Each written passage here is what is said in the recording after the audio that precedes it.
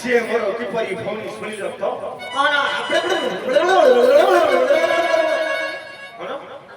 ସେ ବସରେ ହର୍ନ ଯାକ ବାଜିଲା ପିରି ପୁପା ପିରି ପୁପା ପିରି ପୁପା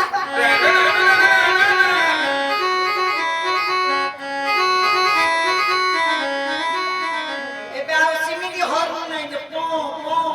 ସେ ଖରାପ ହେଇଯାଉଛି ଚଞ୍ଚଳ କୋଇ ଲେଖାରେ ସୁଭଦ୍ରା ତମର ଭଉଣୀ ଏ ଦୁତ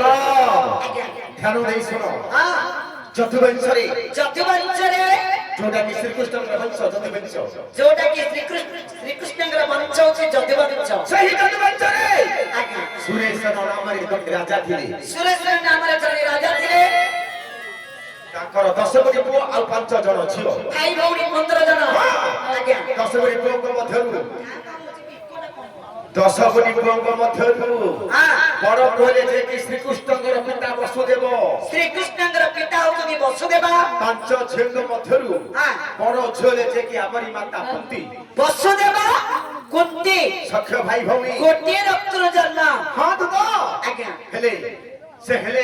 ବସୁଦେବଙ୍କର ଝିଅ ସୁଭଦ୍ରା ବସୁଦେବଙ୍କର ଝିଅ ସୁଭଦ୍ରା ଶ୍ରୀକୃଷ୍ଣଙ୍କର ଭଗ୍ନୀ ମୁଁ ହେଲି କୁନ୍ତି ପୁତ୍ର ଅର୍ଜୁନ ହଁ ମତେ ଭଉଣୀ ହଉନି କାଇଁ ହିସାବଟା ଗୋଳମାଳିଆ ଲାଗିଲା ଭଳିଆ ଲାଗୁଛି ମତେ ତ ସେମିତି ନାଗୁଛି ଆଜ୍ଞା ଆଜ୍ଞା କଣ ସୁଭଦ୍ରାଙ୍କର ପିତା